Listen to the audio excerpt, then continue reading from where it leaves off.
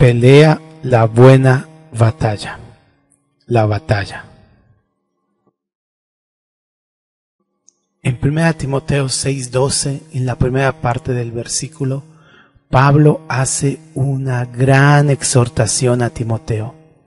Le dice, pelea la buena batalla de la fe.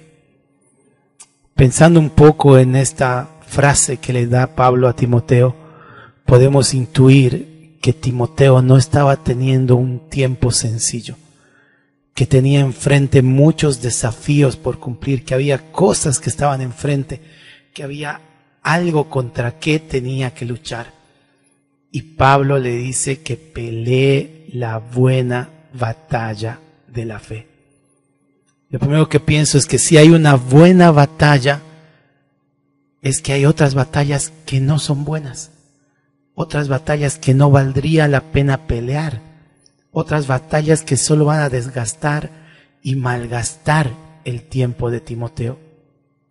Habían falsos maestros, estaba una falsa doctrina, estaba el engaño de las riquezas, y todo eso eran batallas que Timoteo podía enfrascarse en vana palabrería, en cuentos de viejas, y podía comenzar a discutir sobre las teorías que tenían todos los falsos maestros, pero Pablo le encarga que pelee la buena batalla. Entonces, lo primero que podemos ver es que hay una batalla que es buena, y esa es la batalla de la fe. Pero dentro de las malas batallas o de las batallas que vamos enfrentando a diario, a veces hay batallas que nos asedian.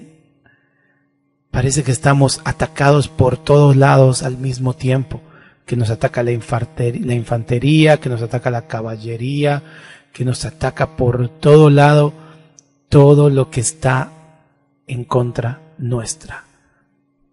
Muchas veces hay batallas de contexto, por ejemplo la economía, por ejemplo un presidente al que no estamos de acuerdo, una política a la que no estamos de acuerdo, puede ser la pandemia, que era el contexto en el cual estábamos viviendo, sobre el cual no tenemos control.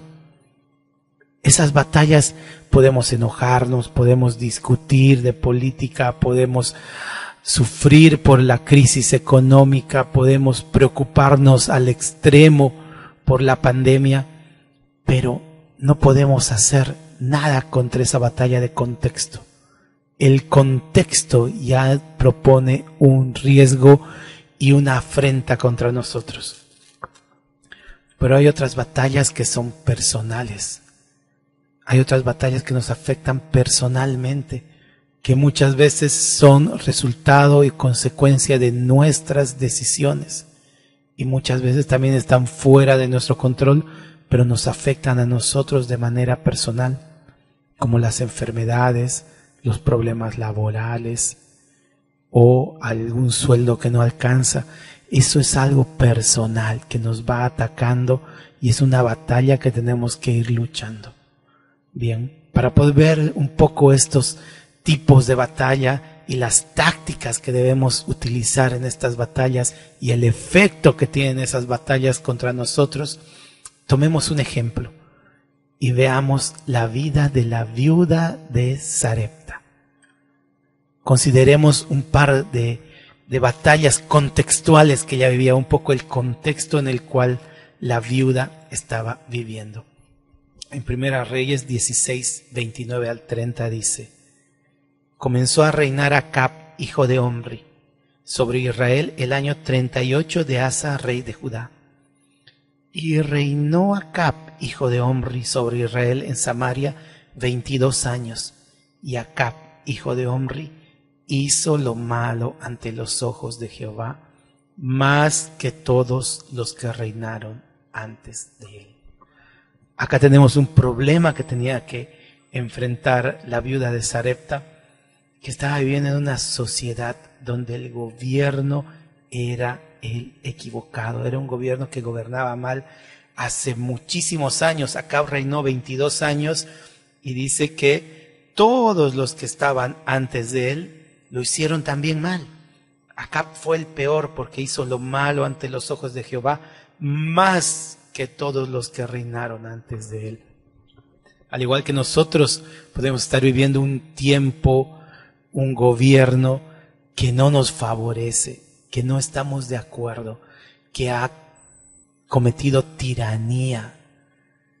Y ese contexto en el cual vivimos nos afecta, ¿no? Ese gobierno en el cual vivía la viuda de Sarepta mostraba tiranía. Y esa tiranía del rey se convirtió en desobediencia a Jehová, desobediencia a Dios. Vemos en los siguientes versículos 31 al 33 cuál fue el pecado de Acab. Dice, porque le fue ligera cosa andar en los pecados de Jeroboam, hijo de Nabat, y tomó por mujer a Jezabel, hija de Edbaal, rey de los Sidonios, y fue y sirvió a Baal, y lo adoró. E hizo altar a Baal en el templo de Baal que él edificó en Samaria. Hizo también Acab una imagen de acera, haciendo así Acab más que todos los reyes de Israel que reinaron antes de él, para provocar la ira de Jehová, Dios de Israel. Bueno, este gobierno tirano y desobediente a la palabra de Dios se había dado a la idolatría mucho más que los otros reyes que reinaron antes de Acab. Y no solo se había dado a la idolatría, sino que lo tomaba como cosa ligera. Le fue cosa ligera el pecado de idolatría. Y ese pecado provocó la ira de Jehová. Esa ira de Jehová tampoco era culpa de la viuda, pero esa ira de Jehová afectaba a todo el pueblo. Cuando los gobernantes toman malas decisiones, toman un mal camino, ese camino afecta a todo el pueblo. Y lo mismo pasa con nosotros, como cabezas de hogares, como responsables de familia o responsables de la iglesia. Las decisiones que tomamos afectan a todo nuestro entorno, a todos los que dependen de nosotros de alguna manera. Bien. En el capítulo 17, en el versículo 1, vemos, dice, entonces Elías Tisbita, que era de los moradores de Galat, dijo a Acab, vive Jehová Dios de Israel, en cuya presencia estoy, que no habrá lluvia ni rocío en estos años, sino por mi palabra. Acá vemos que todo el contexto y toda la batalla que estaba viviendo la viuda se acrecenta, porque vemos que hay sequía, que es el juicio que Dios está dando contra la idolatría. Es como manifiesta su ira contra la desobediencia que tenía Acab, el gobierno y el pueblo de Israel, porque todo el pueblo estaba siguiendo los ídolos. Pero la viuda de Sarepta también estaba enfrentando batallas personales, batallas que le afectaban directamente a ella y no eran para todo el pueblo.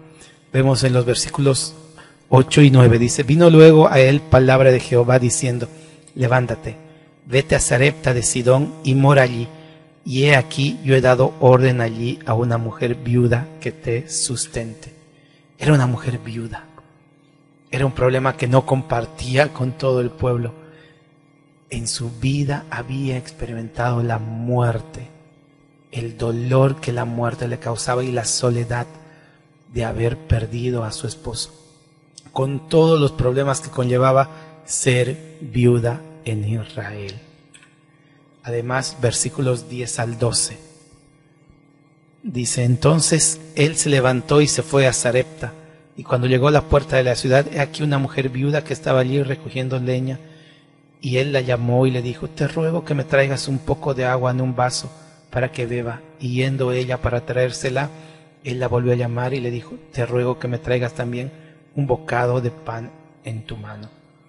Y ella respondió, vive Jehová tu Dios, que no tengo pan cocido, solamente un puñado de harina tengo en la tinaja y un poco de aceite en la vasija. Y ahora recogía 2 leños para entrar y prepararlo para mí y para mi hijo, para que lo comamos y nos dejemos morir. Esta viuda también mostraba una profunda necesidad y además le había provocado la resignación. Quería consumir lo último que tenía de recursos y dejarse morir. Todo el contexto había agravado su situación personal. Todas las batallas que la asediaban por fuera habían incrementado el dolor, la soledad y la lucha que tenía con sus problemas personales, a tal punto que quería dejarse morir. Vemos cuál es la respuesta de Elías ante este problema. Versículos 13 al 16. Dice: Elías le dijo: no tengas temor, ve, haz como has dicho, pero hazme a mí primero de ello una pequeña torta cocida debajo de la ceniza, y tráemela, y después harás para ti y para tu hijo, porque Jehová Dios de Israel ha dicho así: la harina de la tinaja no escaseará, ni el aceite de la vasija disminuirá, hasta el día en que Jehová haga llover sobre la faz de la tierra. Entonces ella fue e hizo como le dijo Elías, y comió él y ella y su casa muchos días, y la harina de la tinaja no escaseó, ni el aceite de la vasija menguó, conforme a la palabra que Jehová había dicho a Elías. Acá vemos lo que hace, lo que sucede en este relato con Elías y la viuda. Elías primero le da consuelo, le dice: no tengas temor, no tengas temor, consuela todo ese sufrimiento y ese dolor que estaba paseando la viuda. Ese mismo ejemplo de Elías tenemos que tomar nosotros cuando vemos a nuestros hermanos pasar un tiempo de necesidad, pasar un tiempo de dolor, pasar un tiempo de prueba, de sufrimiento, donde todas las batallas a su alrededor y las batallas en su interior, todas las batallas personales, parece que los están ahogando. Tenemos que estar atentos, mirar, poder percibir a las personas, a los hermanos que necesitan ese consuelo que tenemos que darle. Pero el Señor le da, además de consuelo, un mandato por medio de Elías. Le da su palabra y le dice: ve, haz como has dicho, pero hazme a mí primero de ello una pequeña torta cocida debajo de la ceniza y tráemela, y después harás para ti y para tu hijo. Le da palabra del Señor, le da una palabra, y el cumplimiento de esa palabra después le iba a dar esperanza. Le da esperanza, le dice en el 14: porque Jehová Dios de Israel ha dicho así: la harina de la tinaja no escaseará, ni el aceite de la vasija disminuirá, hasta el día en que Jehová haga llover sobre la faz de la tierra. Le da esperanza por medio de una promesa. Le promete que eso poco que tenía, que le alcanzaba para una sola comida, no iba a escasear, que eso iba a alcanzar. ¿Hasta cuándo? Hasta el día que Jehová haga llover sobre la faz de la tierra. La sequía duró 3 años y medio. No sabemos en qué etapa de la sequía llegó Elías acá con la viuda, pero seguramente fueron muchos días por delante. La viuda creyó en Elías e hizo lo que le dijo el mandato. Mostró fe. Y esa fe provocó orden, provocó obediencia y provocó una provisión de parte de Dios. Provocó el orden porque puso en primer lugar a Dios. Elías le dijo: haz primero para mí y luego haz para ti y para tu hijo. Eso que alcanzaba para una sola porción, le dijo: dámelo a mí. Es un símbolo de entregar ese poco que tenemos al Señor. Obedecer ese mandato. Y por medio de esa obediencia fue que el Señor proveyó y la vasija alcanzó. La vasija de aceite nunca se disminuyó, ni la harina se acabó.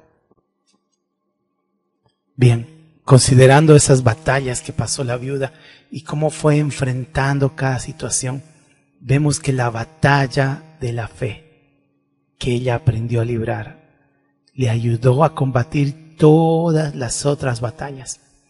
Ya no era importante el contexto de la sequía porque tenía provisión.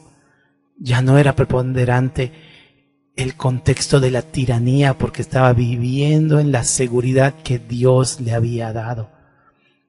Ya no era tan doloroso la pérdida y la soledad porque Dios estaba con ella presente día a día.